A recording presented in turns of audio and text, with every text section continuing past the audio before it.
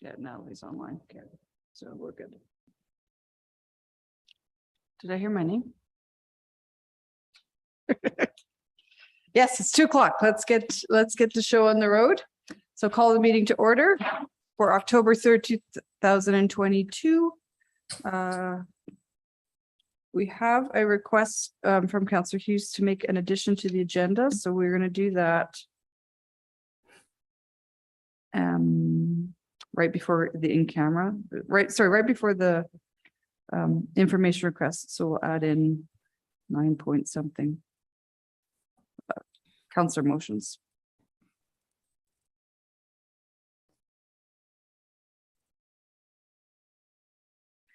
Do you want to make the motion to adopt the agenda, or do you want to let Ken do it? One of you do it. All right, you do the consent. That the October 3rd, 2022 agenda be adopted as amended. All right, call for the vote.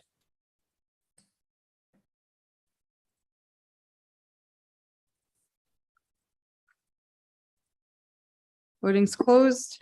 Madam Mayor, I don't know if it was 100% clear what was the amendment to the agenda. It should be. We added councillor motions right after emergent items. Right, 10.1. Sure. Okay. Okay, and then reordered. Okay. Yeah, good. Okay.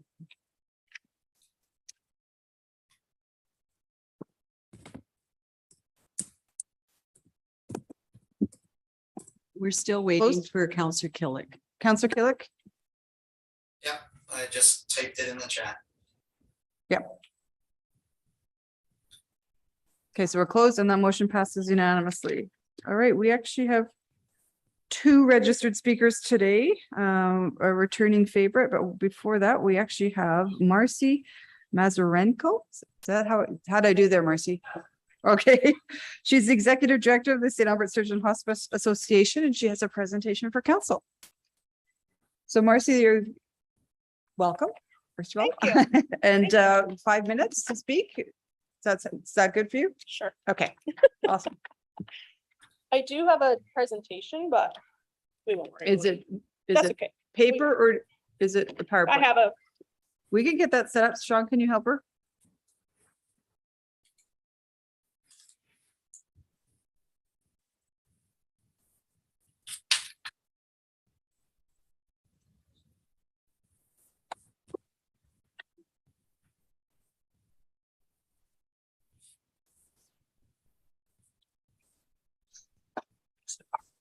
mhm.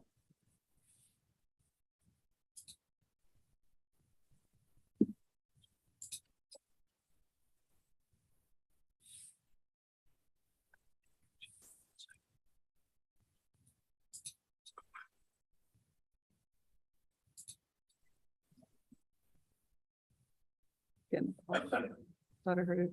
Yeah.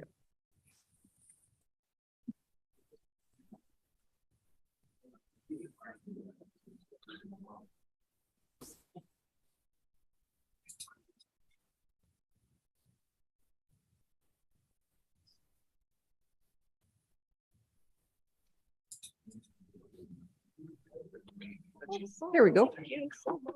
Thank you, Sean. Sorry about that. No, it's okay. Thank you for having me. Again, my name is Marcy Nazarenko. I am the executive director for the St. Albert Sturgeon Hospice Association, SASHA for short, and we are dedicated to honoring and supporting clients in their end-of-life journey, allowing them to live fully until the end. So our vision and mission is quite clear. It's really to continue to support people in our communities during their end-of-life care. So just a little bit about what we do and how we help. One of the ways that we support people in the community is through our Compassionate Care Volunteer Program. Our Compassionate Care volunteers have an important role in supporting the quality of life for those living in the community with an end-of-life diagnosis in their home setting. So this might include companionship, respite for caregivers, community connections, or resources. So this is a really great quote from one of our family caregivers. I didn't know I needed respite until I had it. So that really exemplifies how our families feel about the program that we offer. CCVP, or the Compassionate Care Volunteer Program, started in 2018. And since then, our volunteers have spent over 400 hours supporting our clients and caregivers. Now, keep in mind that over 2020 and 2021, those were almost 0 hours. So really, we're over 200 hours, or over half of that in 2022 to date. So our programs continue to grow and we continue to serve more and more people. Another program that we offer are the Connect Cafes. And these events have been hosted both in person and online with the intention of educating and supporting our community about end-of-life topics. So really, we want to talk about some of those things that people don't necessarily want to talk about. These Connect Cafes have been well received and attended in both St. Albert and Morinville. The Hospice Teas were designed to provide a little bit of respite from the day-to-day hospice routine. The teas are enjoyed by the residents, families, staff, and our volunteers at Foyer Lacombe. So the teas are held in conjunction with and collaboration with Foyer Lacombe. They provide the tea and the coffee, and the generous support of Dutch Delicious Bakery provides everyone with wonderful pastries and treats. This project, the Compassion Bag project, came about during the pandemic, as Sasha, like I mentioned earlier, was not able to meet our clients in person. And the board of directors believed that it was really important to make sure that these clients knew they were not forgotten and abandoned by the community. So the first Compassion Bags were distributed in December of 2020. The bags are being given to hospice patients at Foyer Lacombe when they're admitted to the unit, and through home care to community end-of-life clients who meet the requirements of benefiting from receiving one of the bags. So something else that Sasha does is we would be considered friends of Foyer Lacombe Hospice. So supporting, again, the care for the people in the beds there. So we have purchased rota chairs for each of the rooms. These beds allow family members to be close to their loved ones. We've also been a big supporter in the tub renovation. So it's actually more of like a spa setting rather than a clinical tub room. And again, here's a really wonderful quote from somebody who, from the staff member who was able to allow one of the hospice patients to have her bath the evening before she passed. So in order to kind of get our word out amongst the community and of course raise some funds for these programs that we are offering, we have a couple of significant events to help us. Lighting the Way is kind of become our signature event. And so you will be seeing the campaign starting, if you haven't already, it's starting on social media. You'll be seeing it in the paper and on some of the signs around town. So this is really a way for us to support, again, the community. We have people sponsor trees around Foyer Lacombe as well as businesses. And really, it's a way to light up the entire area for not only the residents and their families during the holiday season, but really it's a way to light up all of Mission Hill for the entire community. So we hope that you will join us. The official lighting will take place on November 17th at 6 o'clock. And then the lights will stay on until January. We are also starting to plan the 3rd annual Hiker Bike for Hospice. So this takes place during National Palliative Care Week, the first week in May. And again, we'll be out and about in the community, raising funds and awareness for hospice. So really, why am I here? One of the reasons I'm here is to get feedback, to get input. In order to continue to grow our programs, we need to know what the community needs and what is missing. Our board is currently working on a 3 to 5 year strategic plan. And so we're looking for input from our municipalities, from our connections, from our community to see, is there something that we're missing or something that we should be expanding upon? So we already know there's some things on our radar. We need support for our caregivers is a big one. We also need some more access to community resources. So I'm running out of time, so I will just leave you with this quote. We cannot change the outcome, but we can affect the journey. And that's really what Sasha is all about, is helping people live fully till the end. Thank you. Thank you.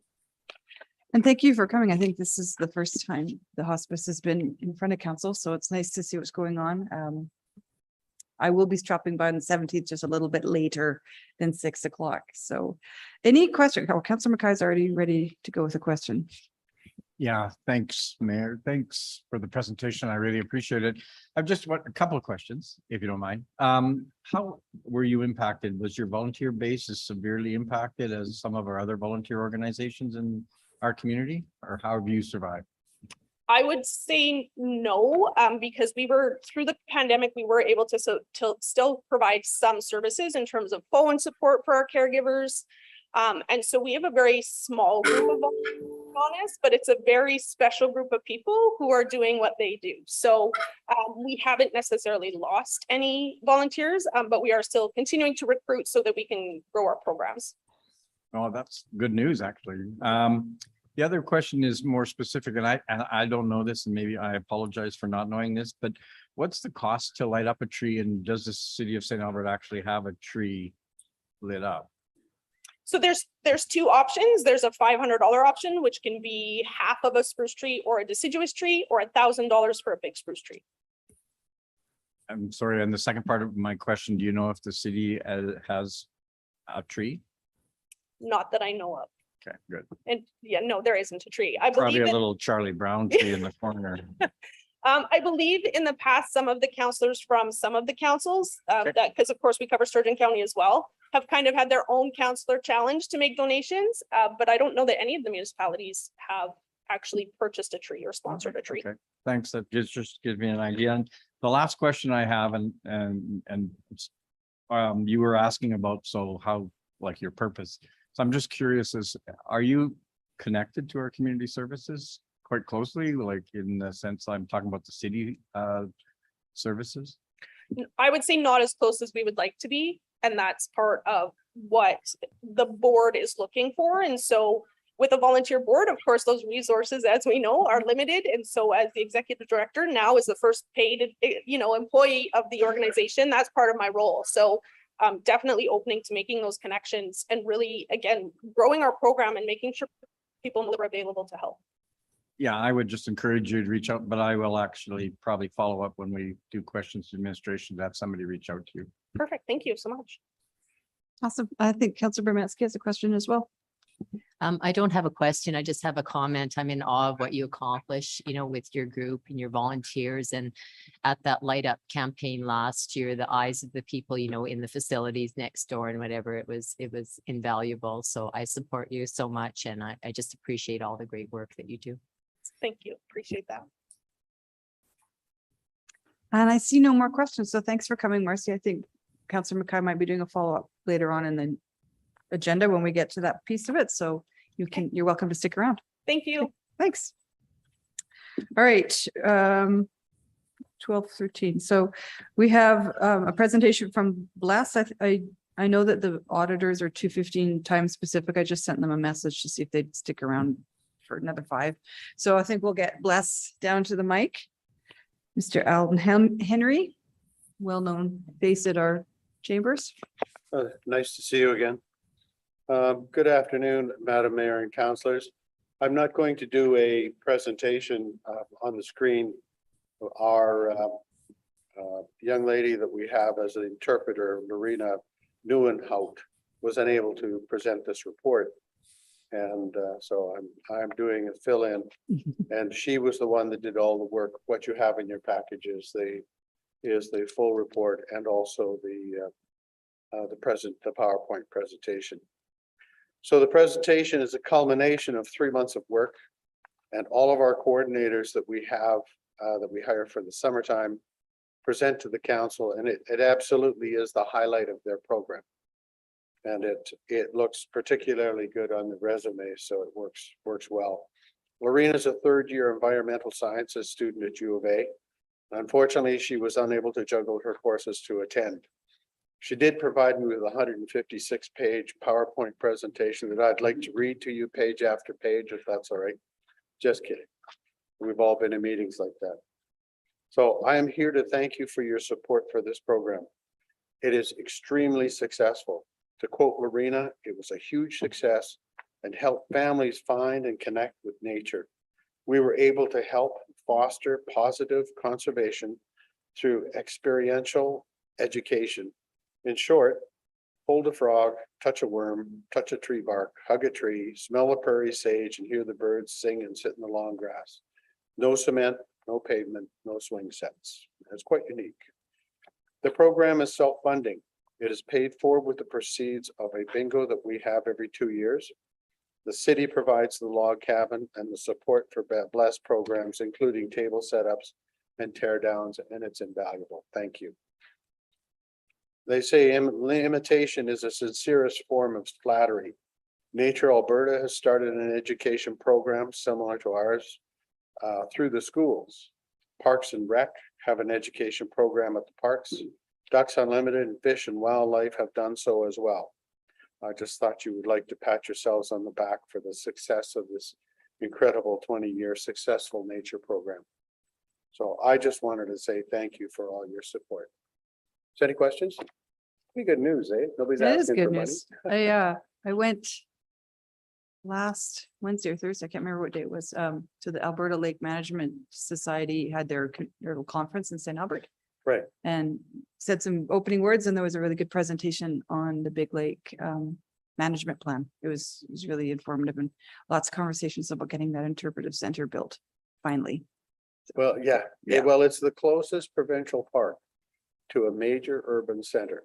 Fish Creek is not really considered close to a center, and it was an existing park that was converted, but Big Lake has huge asset value. I mean, you've received money for Grey Nuns. They have additional funding put forward for trails. We'll be meeting with Parkland and Shane Gertson. They would like to see the trail extended completely around Big Lake. Okay, So you'll be able to do biking or walking or, some of the trails. that'd be beautiful. Yeah, Yeah. 2 reasons. One, the development that's taken place in Trumpeter and the other areas has caused people to trespass on parkland. And if you don't put in the trails and you don't put in the facilities, they'll make their own. Right. And whether it's electric bikes or hiking and whatever, it's something that should be done. And this is a good way for us to start, which is get the education program. We'll be putting a stewardship program together, I hope, with the software from Fish Creek. It'll be a phone app, so Okay, the people that are down there will just key in and make a report and then send it directly to Dave Burkhart, and he will vet it and then send it to Parks and Rec or to the RCMP. And then handle it from there. Councillor Mackay has a question. Actually, more of a comment. Thanks, Al, for your presentation. Thanks, Tony, for your attendance. Probably wouldn't have made it for 5 minutes had you given it, but that's okay. No, we know we can tease. I'm just more of a comment that we are actually council scheduled tomorrow morning to go on kind of a walkabout of the new Grey Nuns White Spruce Forest kind of work that is being ongoing. So, and that connects obviously into Big Lake and ongoing. So we're going to be able to see some of the work ourselves in person tomorrow. Just want to let you know that it's on our calendars. Perfect. They'd actually, we had a little tour ourselves, so it's quite amazing. Sanctioned or illegal? Yeah. Oh, yeah, yeah. Good. Thank you very much. We appreciate your time. Councillor Brometsky has a question. Go Oh, ahead. sorry. Just one one comment. First of all, I read through your 100 and some pages. It wasn't quite that much, but it was great.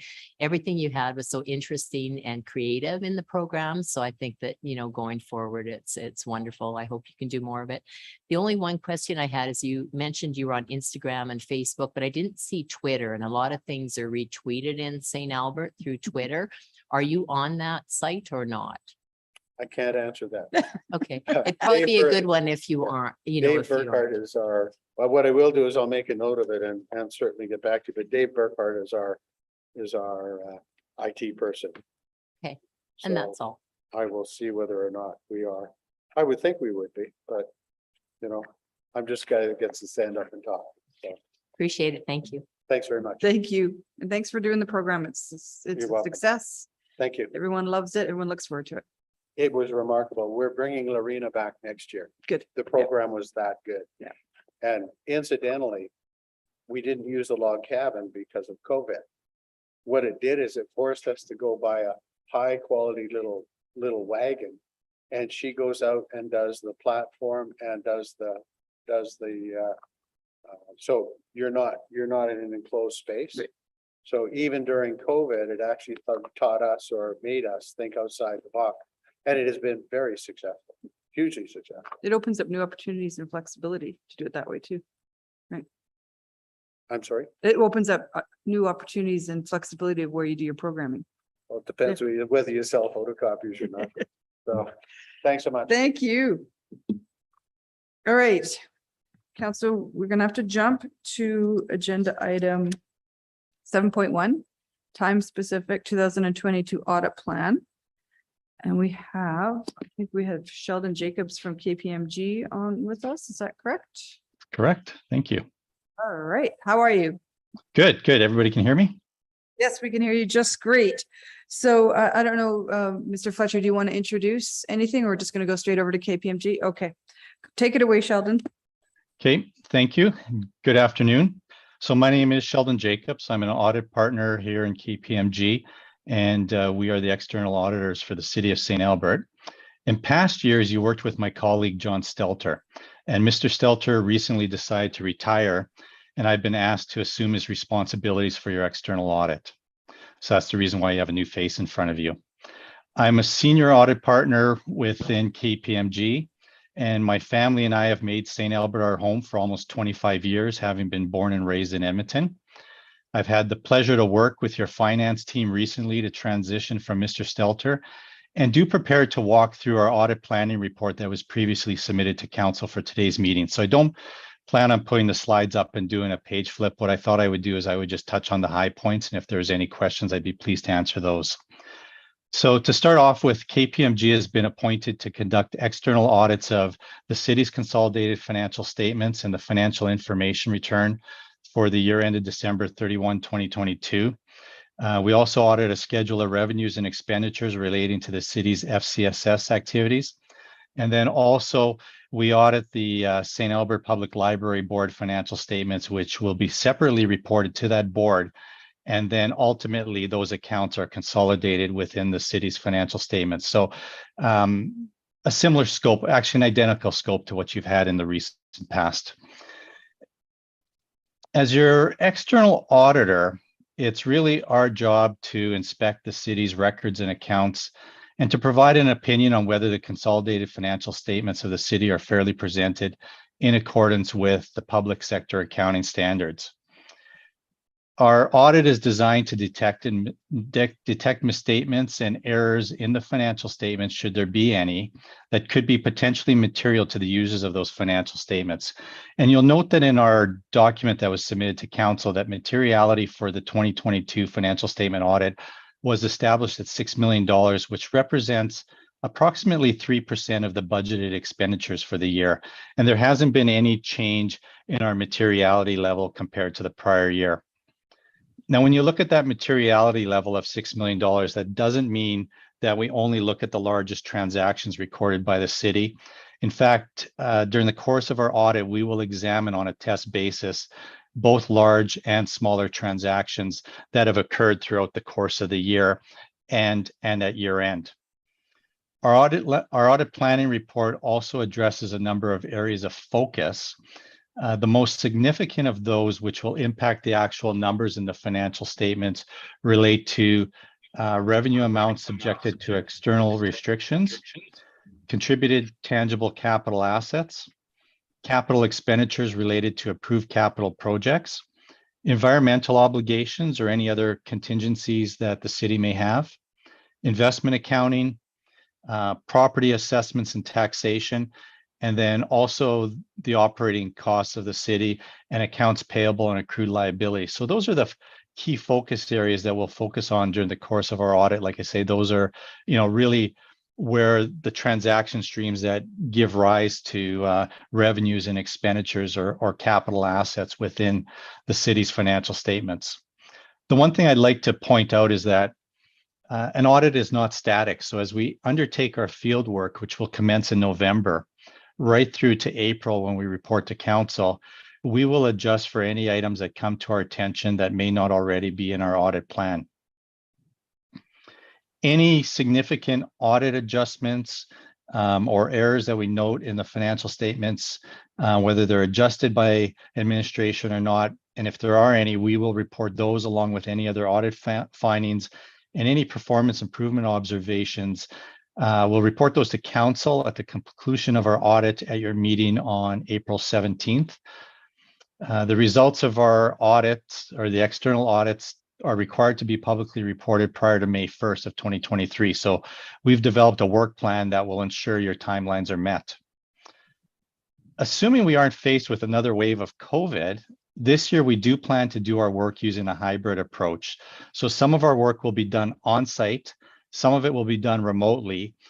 This is something we'll monitor and we'll schedule with administration, but really would like to start to return to the field, assuming COVID, allows for that opportunity. Our audit plan also highlighted some of the technologies that we employed during the course of executing our services.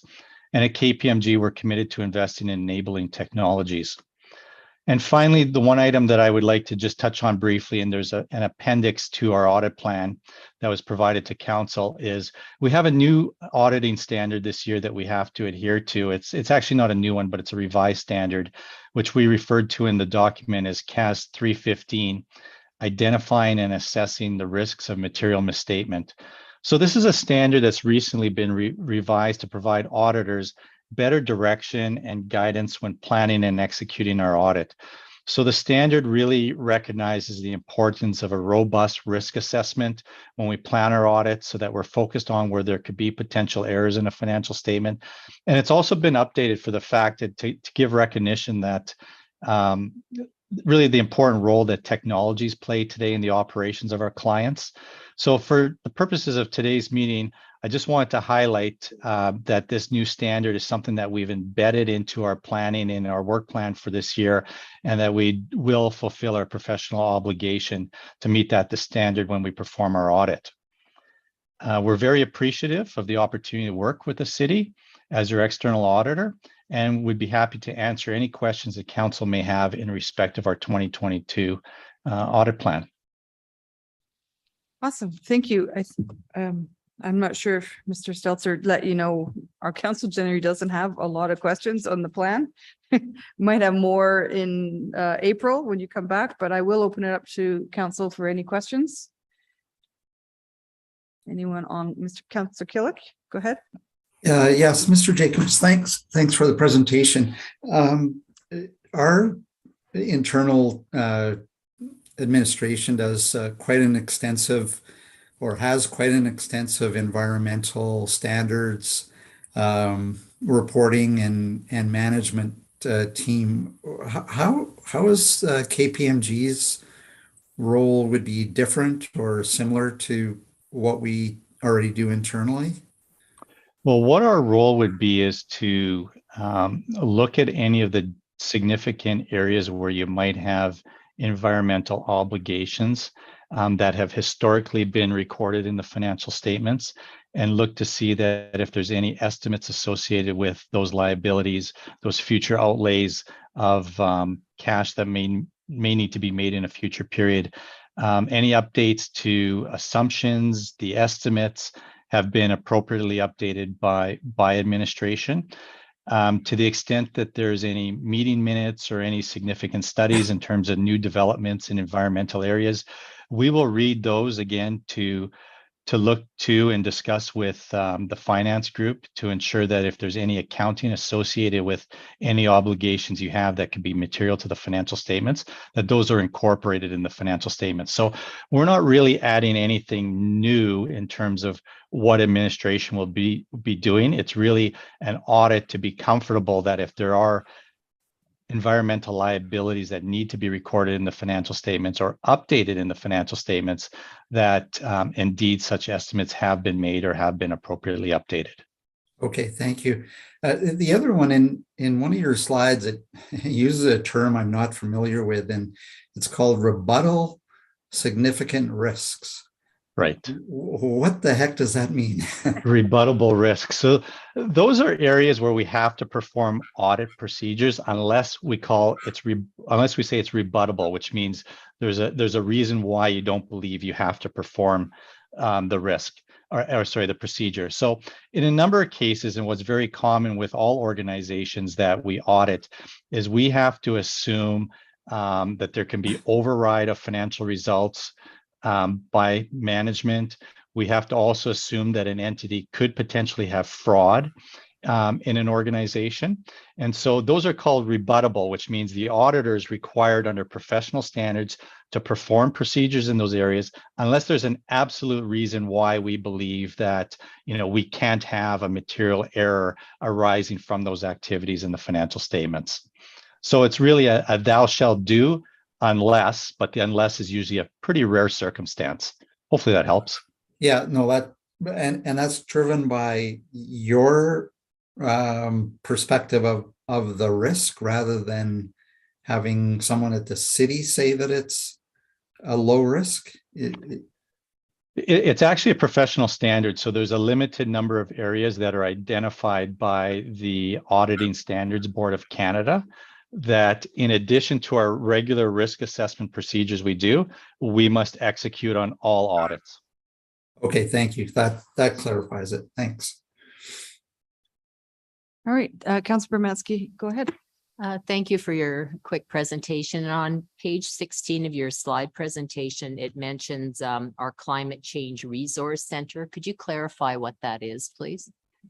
Yeah, sure. So page 16, Appendix B, is basically intended to be a number of thought leadership pieces that you can click onto. So KPMG keeps a library of thought leadership for our clients. There's a lot of discussion today about ESG, so environmental and social and governance responsibilities of entities worldwide. So when you go into that resource center, basically any of the leading edge thought leadership that we gather from around the world that might be relevant to boards, councils, audit committees, if people want to sort of keep themselves up to date in terms of just what the thought leadership is out there, what activities are in the area of climate change. It's a resource for you to look at, is basically what it is. So it's a resource that we keep active for our clients to access. Okay, so it just has varied opinions and updates. And okay, thank you. That's right. And thought leadership pieces. And that's what all of those various areas in that appendix basically have. So it's a culmination of putting all that information in one spot to make it easy for you. Thank you. You're welcome. I didn't realize we could click on those, so yeah. So I see no more questions, so Councilor McKay, do you want to make a motion? Yeah, I can certainly do that. And I also clicked on them as well, and I didn't Pardon? realize it until I went over. But anyways, I'll make the motion, Madam Mayor. Thank you for the presentation, that the 2022 audit plan prepared by KPMG, provided as an attachment to the October 3rd, 2022 agenda, report titled 2022 audit plan, be approved. All right. Any opening comments on that? No, I thank you for your detail, and I do actually appreciate Appendix B, because I went through Uncertain Times Financial Reporting Resource Center around particularly the impacts that COVID-19 may have had on our community. And so it was actually interesting reading through some of the background material, although I didn't understand much of it. But that's more to my education level. And I'm also pleased that one of the screening processes we must have when we select our auditor is they must live in St. Albert. Must be, has to be. Everybody just wants to. Appears to be. I'm glad if it's not. Anyways, thank you very much. All right. Anyone else have any comments? Seeing none, I'll call for the vote.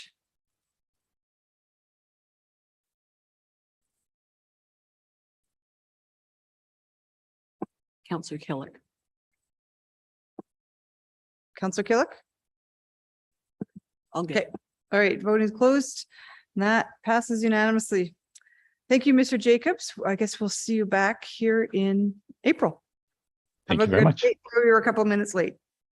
It's all right. Thank you. Bye-bye.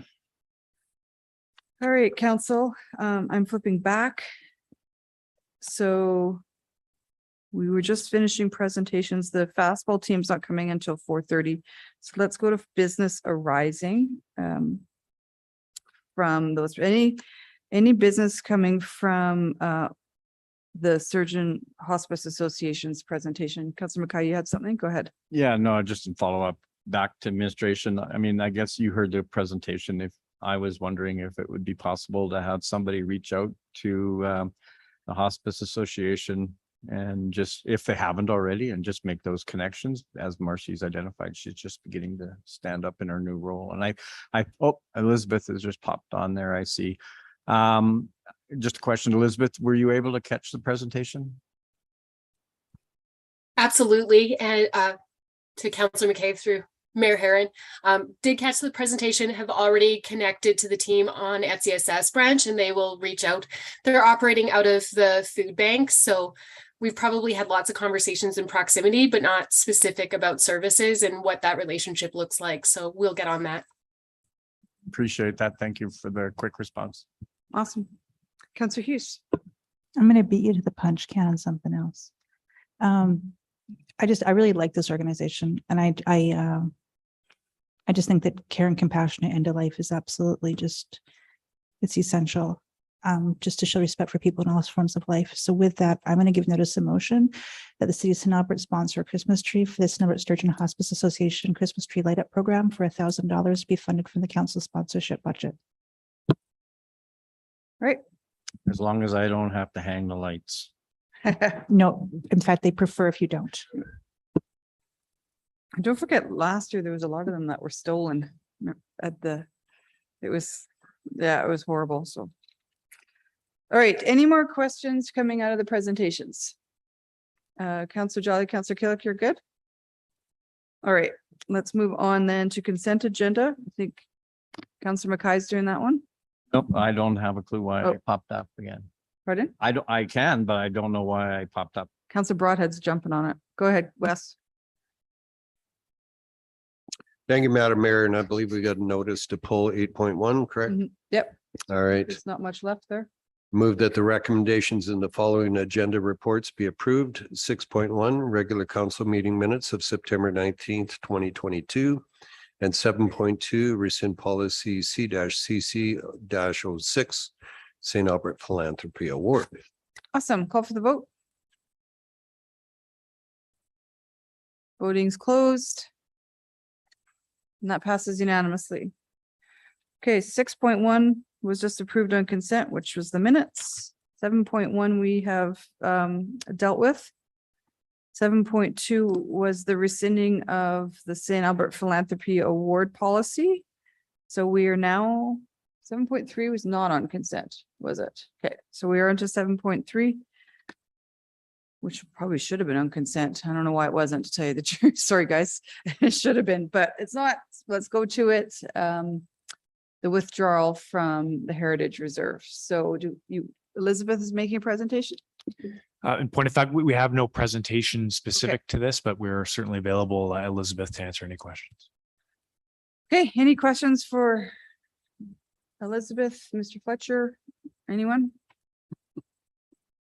See, this should have been on consent. I don't think we need to debate $5,000. So if there's no questions, can I have someone make the motion? Councillor Hughes, go ahead. All right.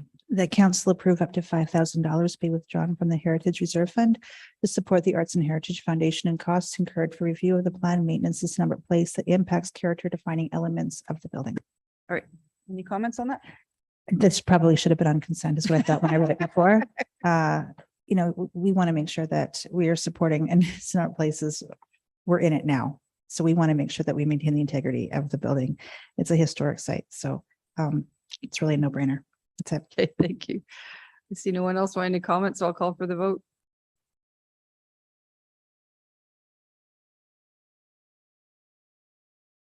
Voting's closed. And that passes unanimously. Awesome. Okay, 8.1 was pulled off of consent, which was police servicing boring bylaw. I was pulled by Councillor Bermatsky. Is it because you wanted to register your vote against, or did you want to ask I questions? do have a few questions Okay. as well. Yeah. Go ahead, or sorry, Mr. LaFleur, would those questions be better asked at second reading? Or because this is a boring, I know I would say that for sure if it was a land use bylaw amendment, et cetera, but it's a boring bylaw. I think it's okay to have them now. So not knowing what the questions are, I would say as a general matter, questions for information or clarification are quite okay at this Perfect. point. Yeah. So Okay, good. All right, go ahead, Councillor Bermatsky. Okay, the questions I have is on the first part of it. So the 27,940,266,521 and the 1,405,000. That totals $1,700,000 for just the first part. So that's just the parking lot and the plan for the building. Am I understanding that correctly? Thank you. I will defer to Brenda Barclay, who's going to address that. Thank you. Yes, good afternoon. I will give you as much information as I know here, and then I may either ask Tim or Donnie to pop on for some more detailed project work. But the 1.7 million, my understanding, has to do with the initial design and the parking lot construction for the police services building. And if I've missed anything there, Donnie or Tim? That's correct. That includes parking lot design, Okay. its construction, and the detailed design for the phase 2. Okay, so if we stop at that point, the borrowing that's the second part of the plan, like the 20-year borrowing plan, would that be needed? Because it shows that these funding items are already removed from other areas currently or in the plan. Right. Well, isn't the rest of the charter is for the expansion of the RCMP detachment and the first floor of Beaudry Place? If I'm understanding that correctly. That's correct, Yes. Brenda. Okay. Thank you. Okay, so it's kind of broken down into like we've got the cost of the first stage kind of thing, but Right. then it's also asking to pass a borrowing bylaw with a 50% increase contingency too, which is another $2.5 million. So we're at 5 million and now it's up to 7.5 million. And I'm concerned that, you know, we're climbing way up in two different sort of plans here. Right, right. So just for clarification, the project charter that was approved was just for the 5 million. We have asked the borrowing bylaw to be 7.5 million, but that doesn't mean that we will do construction up to 7.5 million. We would come back to council if the construction costs were beyond the $5 million. So we've just asked the borrowing bylaw to be that little bit extra, so we don't have to bring back another bylaw if we had to. The 2.5 is a little bit extra. Is that what you're saying? Yeah, well, it's a 50% contingency extra. Yes, I know. Maybe a little bit wasn't the right word, but. Okay. And that's kind of the concern I have, because I mean, we're in this time of, you know, taxes right now. And I know that the intent is never to use the 7.5 million, but it's justified in the data that you've given us here that, you know, construction costs are way up. There may not even be a contractor available. So I'm kind of concerned at the stopping point, even of the 1.7 million, you have a plan, but it's not guaranteed that the plan will go through, is what I see in the wording here. If construction costs are higher, or if there's not a contractor or supply issues. Is that the case as well? Do you want me to take that question, Yeah, Brenda? sure, Donnie, yeah. So once the design is completed, that's where the total 1.7 will take care of. We will have a more confirmation in terms of expected estimation for the construction. And if it doesn't come within the 5 million that council has already approved in the charter, then we definitely have to come back to council for additional funding approval. So the 50% contingency is just for the borrowing bylaw, so which takes about 3 months to take the process. So that's why finance put that request forward, which doesn't give us the guarantee to go above 5 million. So if anything above 5 million, we have to still come back to council for approval. Okay, and then two other questions. It talks about the space, the 8,000 square feet, I think it is, versus 11,000 for 2029 versus 2034. Why is it decided the 2034 rather than the 2029 projections? Get Aaron to jump in there. Hi, thank you for the question. The increase to having accommodations to 2034 was meant to give some moderate growth. Because by the time, the idea was by the time the construction actually happens and we move into the space, if we move into that space for 2024, we've only got 5 years before we're already planning growth again in another area. So the idea was that when the capital project went forward for council's approval a number of months ago, it was for a longer period of time to I guess take advantage of the construction that's happening right now. So it builds us a little bit more time for even a longer term approach beyond 2034. Does that make sense? Okay, and the FCSS staff, you're planning to move like city staff into this facility too? I know it was accommodations for police, but I'm not sure where you're extending the accommodations to. So the project charter and the scope of this project is for the first floor of Beaudry Place. So the second floor of Beaudry Place is already occupied by a number of RCMP officers as well as City of St. Albert employees in the policing services branch. So our municipal enforcement group and some of our administrative assistants. When we go into the second floor or the first floor of Beaudry Place, there'll be a little bit more of a redesign of what units from Maloney Place, the main detachment, go over there to build us a little bit more breathing room within Maloney Place.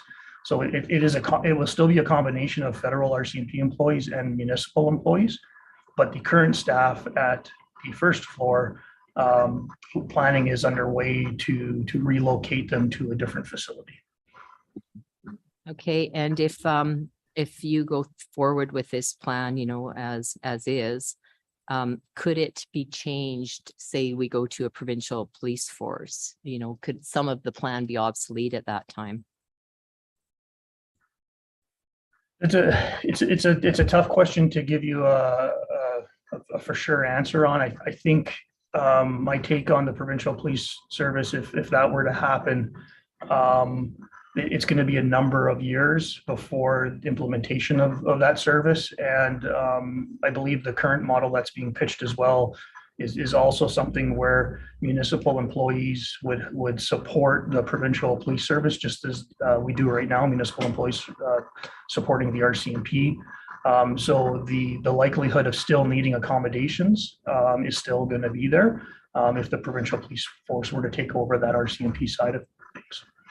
And if I may, your worship, just to add on to that, I mean, there are too many unknowns with the provincial police force model right now to say unequivocally. But certainly, you know, I think it's likely that we would not accept a degradation in our police capacity with a transition to that new model. So it's likely the space would absolutely still be required, given the growth of St. Albert, regardless of whether which color uniform is worn. Okay. And the last question, would there be any harm in postponing this until we know the direction of the police? I'll start, your worship. I think our preference, certainly recommendation of administration, is to get on with it. We're already bursting at the seams in terms of Maloney Place, so that the space is required today, much less as we look at the potential growth of St. Albert through the next decade plus. So starting today will get us in place for the mid-2020s. If we wait much longer, you know, we will actually have folks in significantly substandard working conditions. So the borrowing amount for this project would still be a borrowed dollar amount, even if it was a couple of years down the road, is what you're seeing in budgets. I think reasonably you could probably expect that costs would increase a little bit if we were to revisit this in a few years. But again, I can't say that unequivocally, but it's likely. Okay, that's all my questions. Thank you. Right, Councillor Hughes has some questions as well. Thank you. Okay, so I got a couple. I know this was brought forward in the RMR, but this was also brought forward when we were split committees, and the public's probably going to be much more aware of it right now. So for the 5 million / 7.5 up to, what are we doing? Are we doing an addition, or are we just renovating the current area? Just so people understand what they're getting for their bang for their buck. I can take that question. The scope of the project will be an expansion and a renovation. So it'll be a renovation of the first floor of Beaudry Place for the main RCMP detachment. It'll be mainly an expansion into 2 sides of the detachment with increased, the idea is to also have some increased front counter space for the residents in there as well. So there's a number of things that are being looked at the main detachment. Now, most of the details, we have some concept ideas as to what this looks like through the feasibility study that was done, but the next phase of the project, the detailed construction, will definitely answer exactly where all that stuff is going to happen. Okay, thank you. The timelines, let's assume that everything goes smoothly as far as the boring bylaw continues. When are we going to begin, and when will we be finished all of this? In a perfect world. Maybe I'll ask Donnie if you could jump in on that, please. The current estimated time frame is 2023 completion. Okay, so all of it will be finished next year then? Yeah, Okay. 2023 for construction completion, and there's a portion of furnishing and physical staff move that's also expected in 2023. Okay, great. Thank you. So the previous, before the interest rates went up, the cost of borrowing was approximately a 0.6% tax increase for every $10 million borrowed. But I don't know what the tax increase is now with the new interest rates. Do we have an idea of how much the tax goes up for each $10 million borrowed? And Brenda, I think we'll go back to you on that one, please. Sorry, just looking for the unmute button. I don't know off the top of my head. I would just have to do some calculations to determine that. But right now in the borrowing bylaw, we have just a listed rate of 10%, which does not mean that we will borrow funds at 10%. When we go to take out the debenture, most likely next year after this bylaw has passed, we'll see what the rates are at Alberta Treasury at that point in time. But this budget and this money has already been factored in to the 2022 budget. That's when it was approved. Okay, but the tax increases come into effect after we spend the money and it goes onto the debt record. So that's what I'm just trying to figure out is, I'm not expecting it to be a 10%. I had a question about the 10% as well, but I'm just trying to figure out, just so people understand just perspective of how much. I'm guessing, I'm guessing it's gone up at least from a 0.6 to a 0.7 with the interest rates for $10 million. Right? I mean, just based on, but it could be a 0.65. I guess it's all ballpark. I'm not asking for a precise number, but with the interest rates that have gone up several percentage points since I had this discussion, I'm just trying to figure out how much it would go up, but you don't have that number off the top of your head right now, hey? Not off the top of my head, but Diane, did you want to? Yeah, no, I was just going to say, Councillor Hughes, we could certainly just get back to you probably fairly quickly Yeah. within the next day or so with what that Yep. what that new amount would look like based on today's interest rates. Okay, great. Because just so I always just keep that in the back of my head, so I know what's going on. Okay, so what I was looking at, let's just take it at what I had the number at before, which is a 0.6% for a $10 million borrowing. So when I did the math, it looks like it's probably going to be about a 0.37% tax increase. So, which is, if we take the interest rates and raise it, let's just say it's about a 0.4% tax increase, which basically means just for the average household, the total tax increase will be approximately $17 a year. Between $15 and $20. We'll just split the difference and say it's about $17 a year tax increase, a one-time tax increase, just so that the public understands what all of this. Just think that it's important so that they don't see large numbers and not know what it means. Would you say that's a fair number, Diane? Yeah, I would definitely say that's probably in the ballpark. And again, we can validate that. Okay. So one of the questions I had was, why are we using 20 years? This isn't a huge loan in St. Albert standards. So why aren't we just doing a 10 or 15 year? Because you do pay a lot more the longer you drag out the interest. Have you guys looked at what would be, I know it says not to exceed 20. Are we planning to do the 20 or have we looked at comparisons at paying it back faster? I'll just say, if you don't mind if I jump in, Brenda. Yeah, sure. We typically Yeah. look at that at the time that we're actually needing to take out the debenture. So you're right. We do put the 20-year not to exceed 20 years within the bylaw, but we certainly do assess other timeframes as you know, as well as we're looking at our sort of longer term debt strategy, and we're looking at trying to make some of our debentures laddered. That's one of the things we're considering, and we have had some past ones that we've taken out for much shorter periods of time. One of our Project 9 ones was only for 3 years because it was a smaller debenture and it wasn't wasn't going to have a huge impact. So that's definitely something that we will consider and make a recommendation of what's sort of in the best interest of the city at that time. Okay, perfect. So it's for the public's awareness. It's not guaranteed we're going to go to 20. We'll be evaluating to see if it's less. And then also the 10% interest just seems a little like, because what is the interest rate right now, assuming we were to borrow the whole thing today? What's our interest rate looking at?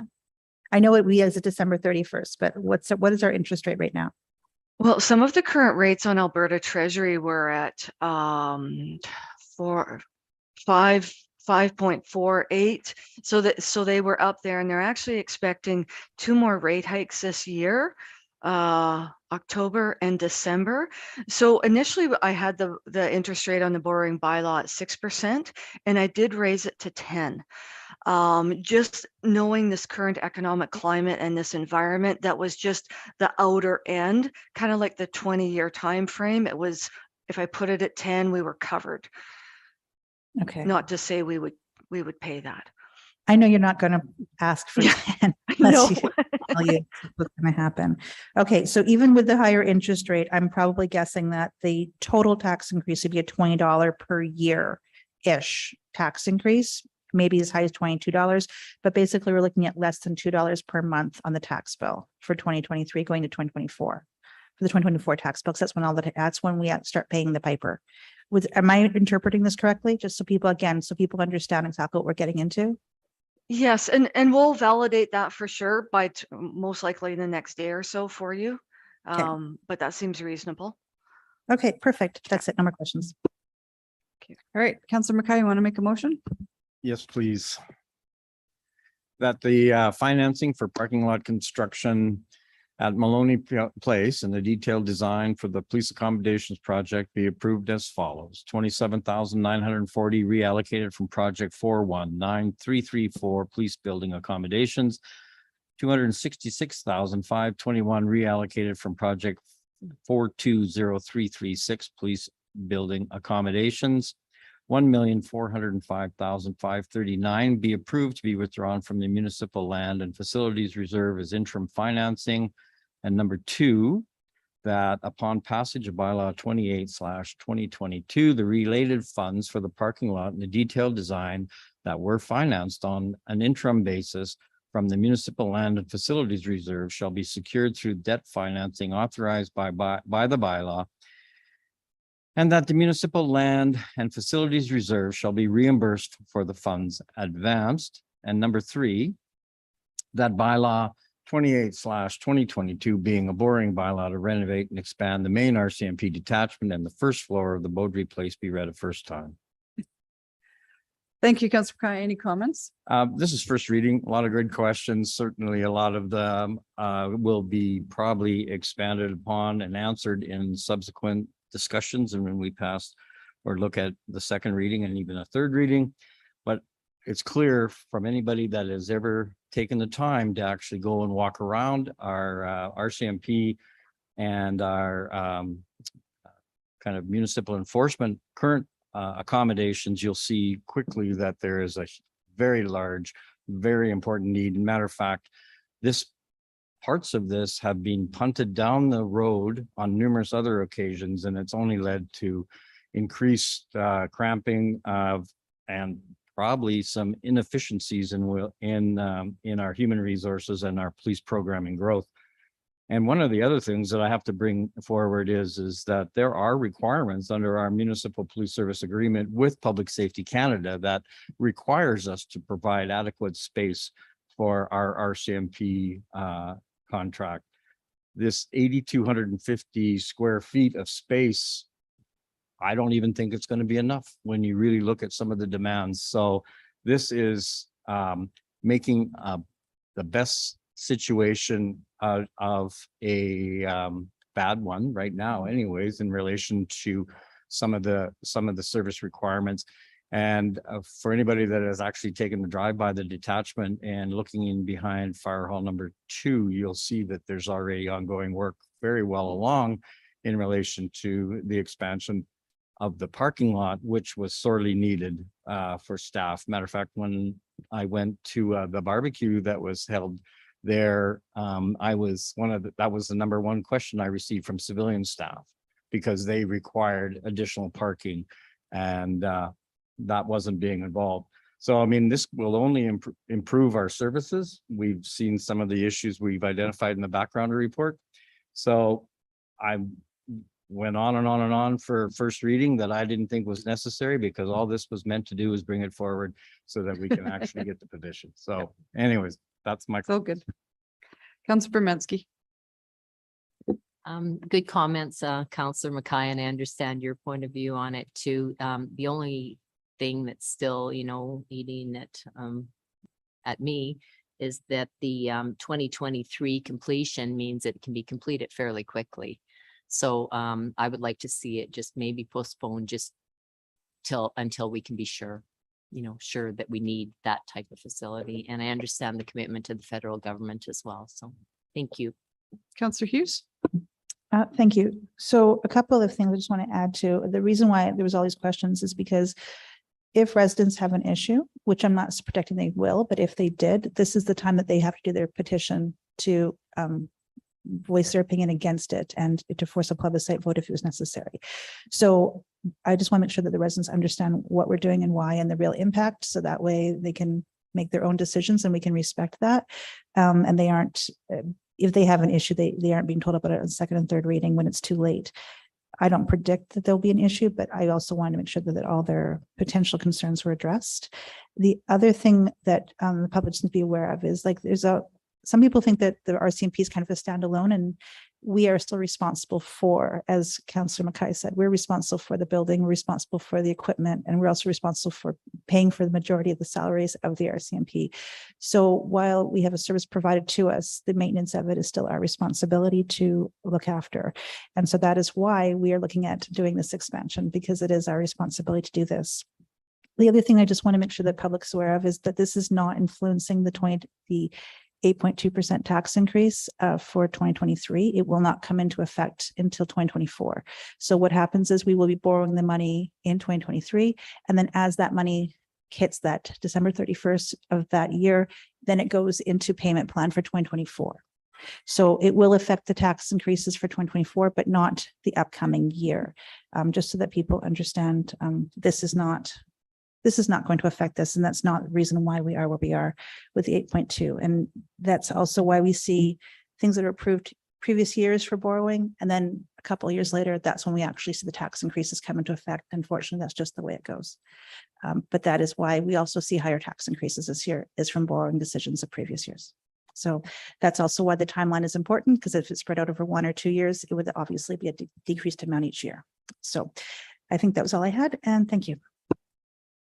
All right, anything to close, Councillor? Sorry, I make sure that Councillor Killick or Jolly have no hands up. Okay, anything to close? Just thanks for the additional comments. No, that'll end my thoughts. That's it. All right, call for the vote.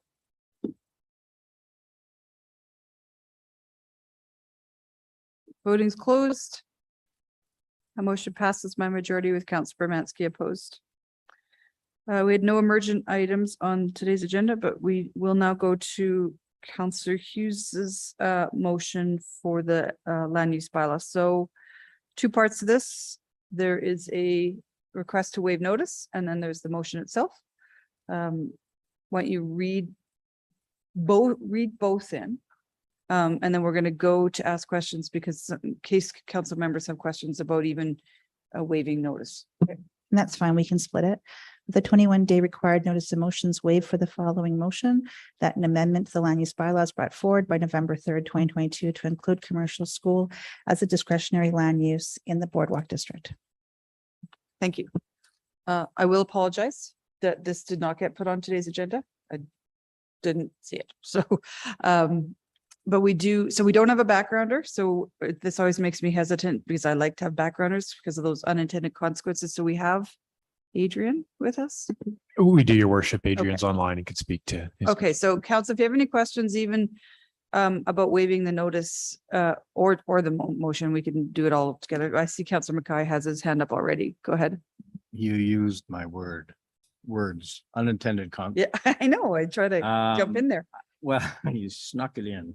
I guess that's my biggest concern because I'm correct me if I'm wrong. This is in relation to the presentation that was brought in front of us 2 weeks ago in relation to the first aid school. Okay, I just wanted clarity in relation to that. And then also, I guess some of the concerns that were brought to us during that presentation, and this is to administration, would they be countered in the new proposed land use bylaw? And the timing of that, again, I know we've asked it numerous times.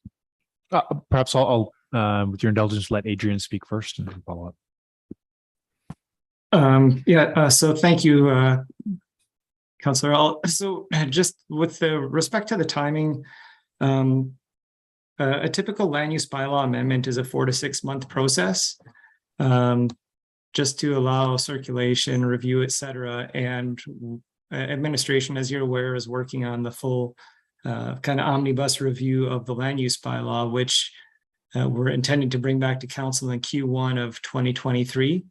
So the timing of this, I guess the timing of a normal application would be such that it would be brought somewhere within, I would think, no more than a couple of weeks before or after even what we're planning to bring to council for the full scale review. And to be honest, this just with the level of intensity that the full scale review is taking, to go forward with this land use bylaw one-off for this particular section would take away time from the full scale review and would result in delay to the actual land use bylaw omnibus review that we're working on. So from that perspective, from the timing perspective, that's kind of what I can offer. And if I could, to your specific question, I mean, the ultimate recommendation that would come forward for the updated omnibus bylaw is still being worked through, but this would obviously factor prominently into this particular case would factor prominently into the work. Yeah, and just further to that, I apologize. When administration did meet with the business owner on September 6th, among the other options that we did provide to her, we did offer the option that we would consider this type of use as part of the expansion of different commercial or non-residential type of businesses. As you're aware, the land use bylaw at this point is intended to focus on non-residential. And we actually anticipate more than likely consolidating districts. So when we're talking about amending the Boardwalk district, I think that in Q1, we'll likely be talking about not having a Boardwalk district. So again, it's just the timing of this versus the land use bylaw review it's a little complicated at this point. Just a follow-up question in the discussions or subsequent any other discussions, are you aware if the school, I guess would you call it proponent, the training school operator, has she come back to you indicating that she's accepted any of your alternatives? No, she did not. As far as I'm aware, we provided options for her to operate her business from 14 Mission, just the business itself, and then we routed her to economic development to find classroom settings. On September 6th, we provided her on September 6th with the development permit application, which also would link to the business license application, and we have received nothing since that time. So you're not aware if from any discussions with economic development or anything else? No. That is taken up. All right, I guess I'll have to think about this based on other conversations. All right, I see Councillor Jolly's hand up and then Councillor Killick. Thank you. So for Adrian, are we able to get a spoiler? Like, is this use going to be recommended as permitted at this particular location in those updates that we're going to see in Q1? So what I would say is that we haven't been able to, we just haven't had the time to really spend on it, but the whole intent of the land use bylaw review is to consolidate districts, to broaden use classes, to enable business more so than to preclude business. We're trying to be, we're trying to foster more opportunities for business through this amendment and to make things easier to occur. And so that's what I can offer. I'll take that as a tentative yes. That's great for me. Thank you. It's quite possible. But again, that presupposes that we wouldn't have some sort of great concern with these types of uses that would come out during the public hearing process or during the public engagement process. Yeah, I appreciate that, the circulations and whatnot. Yeah. Awesome. Thank you so much. Sure. All right, Councillor Killick. Thank you. I'm not exactly clear as to what the boardwalk district encompasses. Do we have a map or? I've heard several different descriptions of it, and I couldn't find anything that definitively. There were overlapping areas, Adrian, and. Yeah, if you want, while we're talking here, I can try to find one, but essentially it's from the Perron Bridge to St. Albert Trail. It's one parcel deep of one parcel deep of parcels along the Sturgeon River. So I think it's about 12 properties on the other side of the downtown district. So it's just on the one side of the street. It's just on the one side, yes. All the properties adjacent to the river from St. Albert Trail to the Perron Bridge are the boardwalk district. And how many businesses operate in there today? I don't know offhand. It's just a small number. Yeah, there's a small number. It's in the intent of the district. It's kind of more like a boutique services and stuff like that operate in that area. And it's also, I think there's like limited residential enabled in there. So it's kind of, it's almost like a slight mixed use district, but for whatever reason, small scale mixed use district, it was kind of set as a buffer back in time between the rest of Mission and the downtown district. Yeah. And then just to go back to the options that were offered, because I think that's indicating that we're trying to be business friendly. And I appreciate that yourself and economic development have invested time and energy in this. And yet we don't seem to have a response back from the business proponent. I'm really struggling to say, it sounds like we've kind of bent over backwards, and yet we're not, we're not getting the response back from the potential business owner in terms of some of those options we've offered, and trying to come up with a one-off solution that could derail or delay the broader review. Make sure we don't get into debate right now. Right? Or we haven't heard back, basically is the question. My understanding is that, so we sent that information to the owner on September 6th. And the next thing that we heard was the presentation on September 19 to council, and nothing since that point. Okay, thank you. All right, Councillor Hughes. Thank you. So just help me out here, Adrian, because if the motion's not feasible, I'll withdraw it, right? Like, I'm trying to be reasonable here. So you're saying that if we were to add this one line under section 9, I think it's 914D, that it would delay everything? What is in the processes that I'm missing? Because if you ask me, if council said to add it, you would have to do a hard return, add 3 words, hard return, save the document and bring it forward. So what am I missing here in the processes? Because it's just adding one thing under discretionary. Yeah, so what I'm referring to Councillor Hughes is under a normal land use bylaw amendment process. It's a 4 to 6 month process where we do review best practices, we do public engagement. And in this particular case, we would be talking about advertising, you know, the sign that you saw at the former medical clinic on Sturgeon Road, the big sign there, that would be posted for a number of weeks. There would be a public engagement opportunity, etc. And all of those things have timeframes within our administrative process that add up to a 4 to 6 month process. So for council to direct something less than, I can say the November date for sure. It just I don't see how we could respond by that November, was it November 3 date or even the October 17 date, whichever one it was. But so it ultimately, I guess we try to proceed with a lot of rigor when we do that type of thing. If you're talking about, as your motion says, you know, council directive to change 3 lines, I guess we could do that if council directs us to.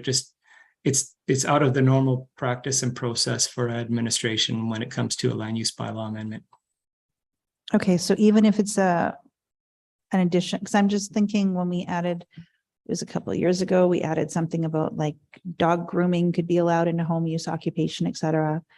But you're saying that to do this, we're going to have to do a ton of public consultation to add this one item? I would say that typically in a where it's a parcel specific request, that we would require that a hearing procedure, like a public engagement procedure, would typically take place. Yes. Okay, so the other thing is I realize it's supposed to come back in Q1, but Q1 can be January, it could be the end of March. And it sounds to me like you haven't done a ton of work on it yet, or at least not near completion. So are we looking at January? Are we looking at March? And how confident are you that you can make the March? Well, I would say we've done, it has been a substantial amount of work that's been done on it. So we have been working very, very hard to get this. We've prioritized it among our work. I would say that you're probably going to see it later in Q1 than early in Q1. And again, some of that just, it depends on if we get any bumps in the road or not. I think that we're looking at later in Q1 for sure. Okay. And does it require advertising to change the land use bylaw? I'm trying to remember. Is it like we require advertising notice, right? So even if we skip the public consultation and we did the advertising, it still would be the end of November. That's what I'm hearing. Yeah, you'd still, I would ask David to probably weigh in on that advertising deadlines, but it does take several weeks to do first reading and then the advertising and then come back for second and third. That's correct. Okay, I'm just thinking for a moment, Mayor, because I don't want to make this worse for everybody. The challenge I have is when I talk to I don't know these people. I've just felt for their situation. The challenge I had is when there were solutions brought forward, but all of them involve extra money. Like they have to pay extra money per hour to rent. So whereas if they could use the current facility in the boardroom, they would not have to go extra out of pocket for hundreds of dollars for each class. So that's the challenge, is that from my understanding is why they haven't gotten back to you, as you're saying, is because the solutions really aren't economically feasible that we've been presented so far. If there's been others presented I don't know of, that's great, but that's probably why we haven't heard back, is because it still doesn't work from an economic standpoint. So let's just say that at this point, I'm not even thinking it's going to pass, just based on what you're telling me, Adrian, just feel the room here. But let's just say it did pass. The soonest I'm hearing it probably could be done would be like, we have to do first reading. So even if you did first reading in November and allowed it to come forward, it would then still be like end of December. So we're looking at advancing it by 3 months-ish, right? I think that would probably be in the ballpark, yes. So Mayor Herron, what I'd like to do is just pull the motion and I'll let you know if I want to bring it forward for the 17th instead. I just want to think about this before we move forward on this. I haven't accepted the motion yet. Right. Yeah. Because the one question I have again to you, Adrian, is if we were to just, I'm not saying this should be permitted, I'm saying discretionary. So everybody who has an issue has the opportunity at any location to come back and provide feedback on this, right? So if we were to do it on the 17th, would it still be possible to bring it forward if we were to just not do the massive extra public consultation or to put up those signs for those couple of weeks before November 7th type of thing? Would that still be a doable timeline for you? Or am I missing something else? So if I guess if council directed administration to come back and proceed with the LUB amendment, we would do so. And if I guess we make the public engagement the public hearing, then that's the case, then so be it. It's something that we can do. I think that, you know, I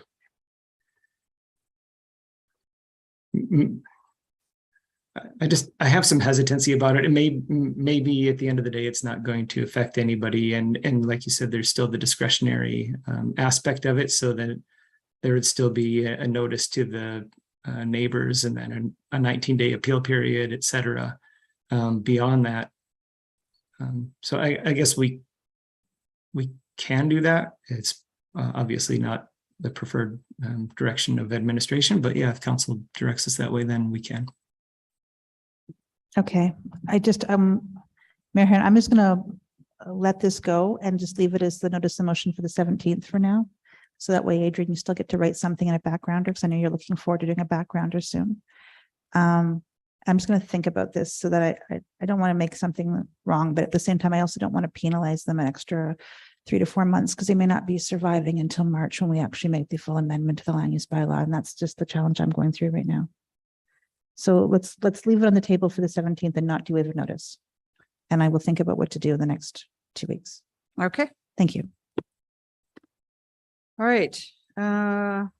We are at information requests, notice motions and announcements. I don't think we had any notices of motions or IRs, but I know Councillor Killick had some questions. So I'll go to you first, Mike. Thank you. I apologize for hitting the mute button slowly there. Just to administration, please. I noticed over the last couple of months, the diabetes donation bin on St. Anne Street in front of the Cajun House and by Trist, there's a lot of garbage that gets left by people making donations. They leave things outside the bin that really are not donatable. Yeah, and so 2 questions. Do we issue a license to have that bin there? And is there any requirement that the garbage gets cleared up? Again, it's just on a major sidewalk in our downtown area, and I think it just does a disservice to our other businesses that are there. Thanks, Councillor Killick. In discussion with FCSS and MES, we'll have to take that on as an IR. We've been able to source the answer this morning for you, so we'll come back to you. Okay. Thank you. And I'll send Ledge the wording of the IR to make it more clear. The other one is on the other side of the street. A similar question is that there's, and this has been reported throughout the summer, the weeds in the parking lot behind the community center. And this has to just do with the look of our downtown and the parking lot behind the community center is City of St. Albert parking lot. And it's also behind the art gallery. And there are numerous weeds, several feet tall there, that have not been looked after all summer. And then adjacent to that is the community center parking lot, where the weeds are even worse. But it's very hard to enforce the community center to look after their parking lot if the city doesn't even look after ours. And likewise, businesses around that area and residents as well don't even know that those two parking lots are separate. So I guess it's really a two-part question: is can the city clean up its own parking lot, and then work with community center to also address the weeds in theirs? And unfortunately, this is at the end of the summer where it probably becomes less of an issue. Thank you, Councillor. Again, we'll come back to you with a more fulsome response, but the bottom line is yes, we'll absolutely speak with public ops and then have them take a look into that situation. And will we be able to work with the community center to? We will certainly touch base and speak with the community center. I can't, again, we'll come back with a more fulsome answer in terms of our ability to compel them to do that. That would be an MES question. We'll come through. Okay, thank you. The community center also sells compost during the summer, and it just looks like, doesn't look good.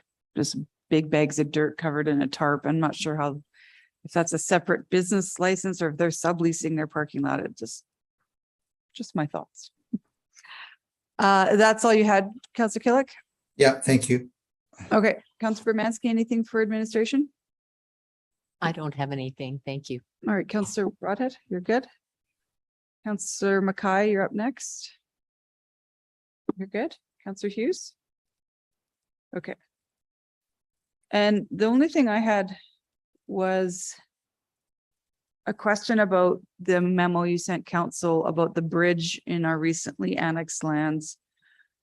I can't remember, and you weren't here, so you probably can't answer this. Councillor Hughes, maybe you can remember the process that we took when we were doing the annexation, if there was any kind of evaluation of some of the infrastructure and assets that we would be adopting through the annexation, because from the memo, this bridge was evaluated in 17 and was told to be reevaluated much more frequently, and it hasn't been touched now in 5 years, and now we're faced with quite a large bill to fix it, and I'm worried about the future of other projects. So I'm just wondering if we did any kind of evaluation of some of these roads and bridges. And I see you're here. Thank you, Mr. Schick. So I don't know who you want to answer that, but your whole staff lit up. No, thanks, Your Worship. It's awesome to see everyone super excited to get in on this. I'll turn it over to Donnie to start with, and then she can quarterback it as required. Thank you, Bill. Thank you, Mayor. I would defer that question to Christina. Anything with the annexation process, she's the subject matter expert. So go ahead, Christina. Thank you. So I'll try answer this in the best way possible. So please feel free to ask any further questions. So specifically looking at individual assets, no, we did not look at every single asset that was within the annexation area. That was outside of the scope of the annexation, the budget, all of that type of work. However, when we did do the annexation, we looked at all the general assets, and that it was information provided by Sturgeon County. And it would have been depreciated based upon when they were created, what we assumed would be, and some of the impacts with that. So through the FIA, we went through and utilized as much information as we could from Sturgeon County to determine what the impact would be on our overall budgets.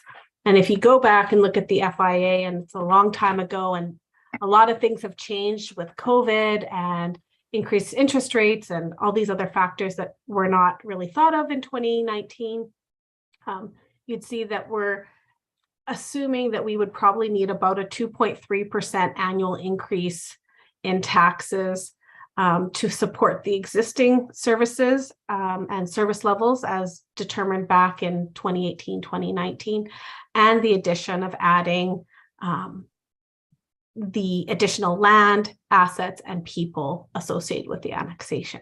So no, the answer is no, we did not look at every single bridge. I think we've got some, that's part of what we would expect to see in the ongoing operations, not only with transportation, but with what we would expect to see with public works and gravel, that we're going to have to, this is the year that we kind of go through and assess what are some of those needs. With an annexation, and considering we've been working on it since 2017, it's probably not it's probably should have been anticipated a little bit that there would have been a little less investment by Sturgeon County in certain areas regarding the assets if they assumed they would be taken over by the city. Does that help? Yeah.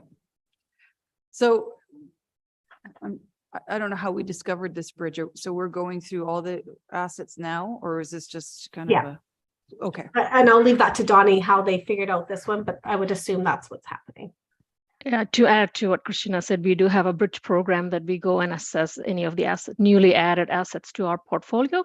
So this is the first year that we are actually taking a baseline information and see what condition we are at. So we can budget it properly for repair, maintenance, or even replacement, depending on how the results of the condition assessment comes back. So this is coming back through budget, or are we finding money already to do this? I would like to say no, we may not, but depending on the condition that we have just seen, it would likely fall into a replacement category, not a repair. So if that's the case, it's going to be an expensive repair. We are still waiting for the technical report to come back and give us options and the price tag. So this would likely be a separate budget ask in front of council, because 2023 RMR budget got approved already. So if we can't figure out reprioritize any of the projects within that to fund this additional, then we may be in front of council to ask for additional funding. All right.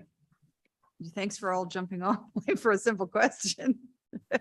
Dean, are you at the TAC conference this week? Yes, actually tomorrow we're doing a presentation, so on Roundabout, so it'll be interesting and a fun morning. Cool. Well, good luck. Thank you. All right. That's all I had. Okay, so now we do have the fastball team coming in at 4:30, but we actually, I know, have some in-camera conversations. So let's make a motion to go in camera. Who wants to do it? Pardon? I'll just call on somebody. Councillor Broadhead's jumping in. Thanks. Thank you, Madam Mayor. I move that council move in camera to have a confidential dialogue with the Chief Administrative Officer pursuant to Section 24, Section 1-8A of the Freedom of Information and Privacy Act. All right, call for the vote.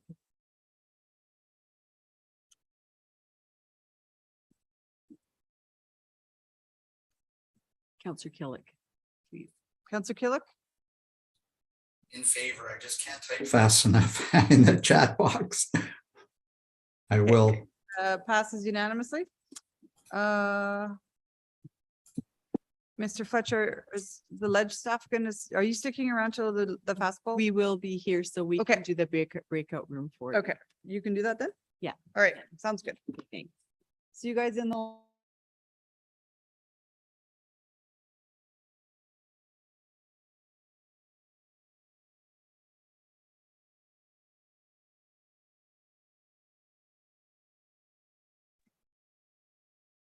So Mike, we'll get a little pop-up that invites us into some kind of room. Great, yeah. There seems to be a little bit of a lag between the unmute button and it showing up on the screen, and oh no. it was kind of weird, you know. But at any rate, I'm glad we'll get there. Yeah, first time doing it remotely, so it's just gotta get used to having the chat box open, the screen, screens open, the agenda package open. How do you hear this mic, Mike? Yeah, no, that's the new mics now. They've got it all set up and they've got speakers in here. I feel like I'm in my basement. I feel like you're in your basement. Wow, I got speakers on the wall. I got a big screen TV. How you feeling, Mike? I'd say 50%. Yeah, it just really knocked me flat for the first 2-3 days, but yeah, just really draining energy level. And I can certainly empathize with anybody that may have had other health issues, how it could have really affected them. Oh, you're on mute there, Kathy.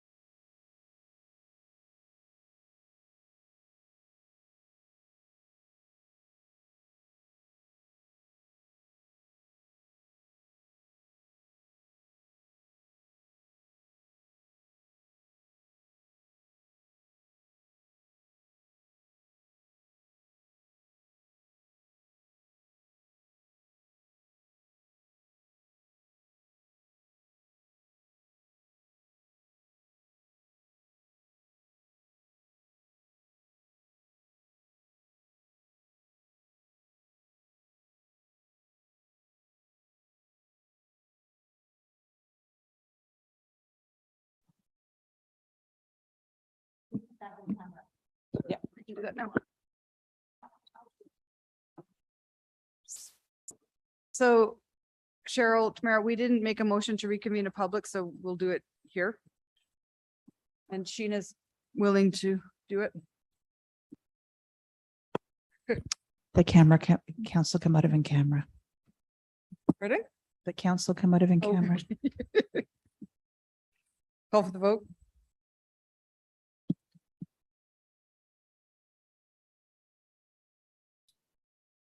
Favor. I'm feeling good about this one. I think I'm going to get unanimous.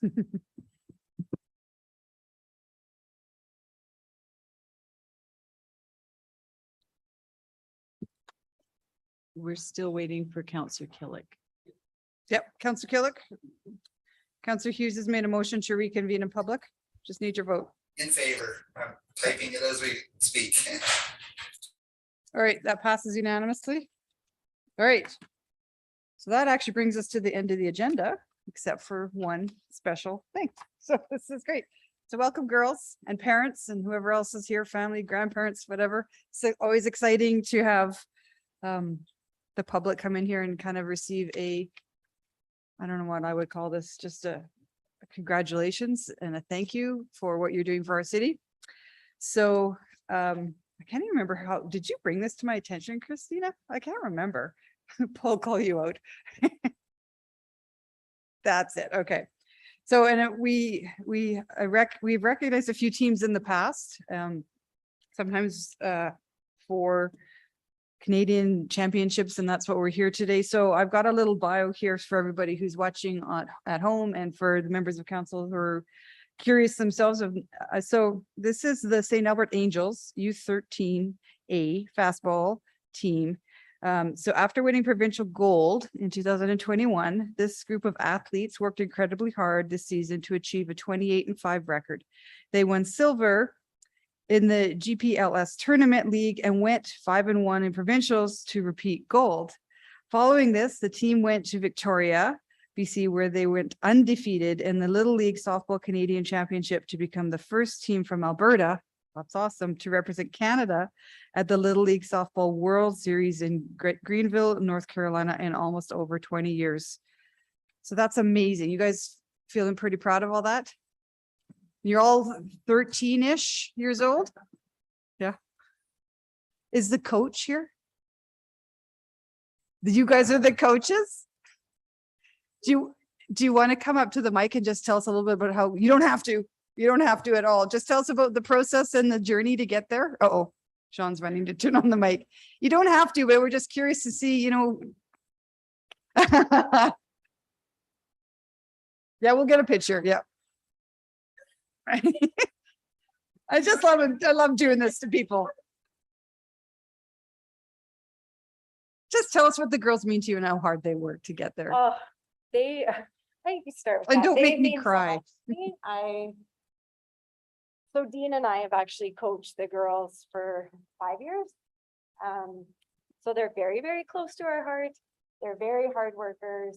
This year, they went above and beyond. We played ball every day, all day. It felt like it was a very long journey, but I enjoyed every minute of it. And I got to learn a lot about them as like young women, and I'm so proud of them. And I'm very thankful that I got to be there and be a part of it. Oh, that's awesome. Yeah. Well, we're just glad to be somewhat a part of this celebration too. So I've got a quick little congratulations and I can give it to you. We're going to get you guys all to come down for a picture. Okay. But I'll give it to you. You can keep it in your office somewhere. And yeah. So it says St. Albert Angels U13A Fastball team. On behalf of City Council and all the residents of St. Albert, I would like to congratulate the St. Albert Angels U13A Fastball team on their Canadian Regional Championship and representing Canada at the Little League Softball World Series. As the first team from Alberta to play in the World Series in more than 2 decades, you represented our city, province, and country with pride. We wish you great success in the future as you continue to cultivate the athlete. Okay. Thank you, guys. Thank you. And I expect you girls are gonna stay together for a couple more seasons. Is that true? No. Some of you, yeah. So we'll hopefully we'll see you back in here again for another big accomplishment. So do you guys mind coming down for a picture? So there's some stairs right over here.